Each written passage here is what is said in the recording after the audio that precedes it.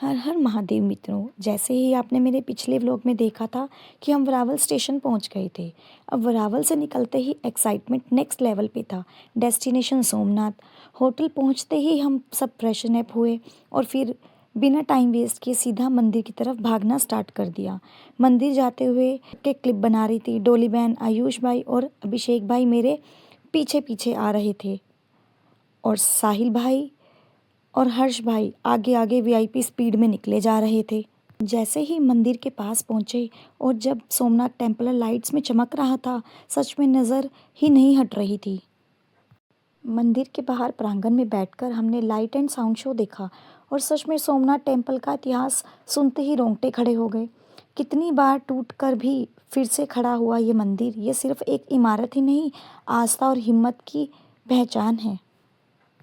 बाबा के दर्शन के बाद सब स्पिरिचुअल मोड में थे और नेक्स्ट क्लिप में मैं एंट्री लेती हूँ चप्पल हाथ में लेके, क्योंकि मैडम के पैर के चप्पल से ही कट गए थे। इसलिए मैंने सोचा चप्पल पहन के चलने से बेटर है कि उनको हाथ में लेके वीआईपी ट्रीटमेंट ही दिया जाए। दर्शन की खुशी थी चेहरे पे ग्लो। चप्पल बोली, मैडम अब मैं नहीं चलूँगी ब्रो। सुबह के इतने प्यारे पल, मंगला आरती के दर्शन के बाद जब मैं मंदिर से बाहर निकली ना, तो दिल बिल्कुल शांत हो गया था।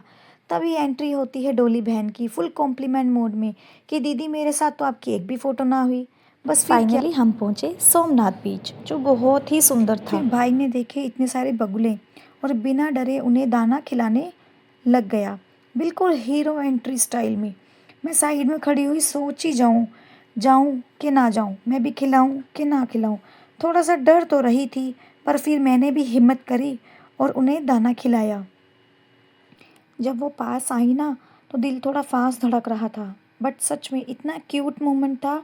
डर के बाद जो मज़ा आता है ना, वो अलग ही लेवल का होता है। तो बगलों को दाना खिलाने के बाद हम स्टार्ट हुई हमारी रील वाली मेहनत। तो गाइस, प्लान सबका ये बना था कि सब हाथ पकड़ के सी की तरफ स्लो मोशन में चलेंगे, फुल एस्थेटिक वाइब में। कैमरा ऑन होते ही पता नहीं किसने रेस स्टार्ट कर दी और चलने की जगह हम सब भागने लगे। और मैंने और भाई ने तो दोनों ने हाथ पकड़ा हुआ था। जैसे ही स्पीड कंट्रोल के बाहर हुई, सब ने हाथ छोड़ दिए और बस नेक्स्ट वेव आई और मैं गीली, भाई भी बच नहीं पाया। दोनों का बीच में कवर पर हो मैं थोड़ा गया। गुस्से मोड में बोली कि बस करो यार। और डॉली पीछे से बोली, वन मोर शॉट दीदी। और जो फाइनल रील बनी है ना, वो यहाँ नहीं मिलेगी दोस्तों, वो देखने को मिलेगी सिर्फ मेरे इंस्टाग्राम और व्हाट्सएप पे। तो कनेक्टेड रहना, वरना मिस हो जाएगी। बीच वाली मस्ती के बाद हमने जल्दी से चेंज किया और हम पहुंच गए सोमनाथ के पवित्र संगम पे। गर्मी इतनी थी कि पहले एनर्जी रिचार्ज करनी पड़ी, तो थोड़ा सा ठंडा जूस पिया और सीधा संगम की तरफ बढ़ गए। यहाँ 3 पवित्र नदियों का मिलन होता है, हिरान, कापिला और सरस्वती। इतनी शांति थी वहाँ, जैसे नेचर और डिवोशन दोनों एक साथ मिल गए हों। सबसे पहले हम गए शारदा पीठ सोमनाथ, फिर हम गए कामदेव टेम्पल। ये इसलिए प्रसिद्ध है क्योंकि माना जाता है कि सच्चे मन से प्रार्थना करो तो सभी काम पूरे होते हैं। और फिर हम गए सूर्य मंदिर, पंच पांडव गुफा में और हिंगलाज माता जी के दर्शन करने। सूर्य मंदिर, जहाँ पे सूर्य जी शनिदेव जी के साथ विराजमान हैं, और हिंगलाज माता जी जो पांडवों की कुलदेवी मानी जाती हैं।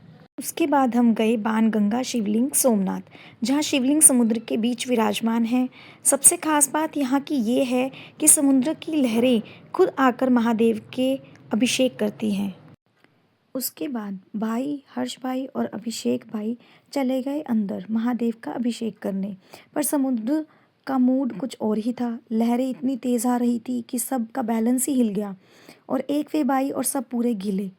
भाई ने तो तुरंत ही सेफ एग्जिट ले लिया, बस भाई मैं बाहर ही ठीक हूँ। अंदर डिवोशन चल रहा था। फिर मैंने भी सोचा चलो थोड़ी मस्ती ही कर लेते हैं। थोड़ा पानी, थोड़ा लाफ्टर और यादें फुल एचडी में रिकॉर्ड हो गई। सच में महादेव के दरबार में कभी शांति मिलती है और कभी अनएक्सपेक्टेड स्प्लैश सरप्राइज मिलता है।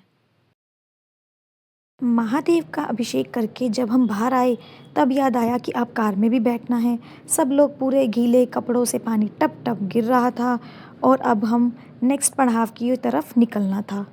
सब एक दूसरे को देखकर हंस रहे थे। स्पिरिचुअल ट्रिप था, पर एंड में सब वाटर पार्क से निकले हुए लग रहे थे। पहुंच गए भाल तीर्थ।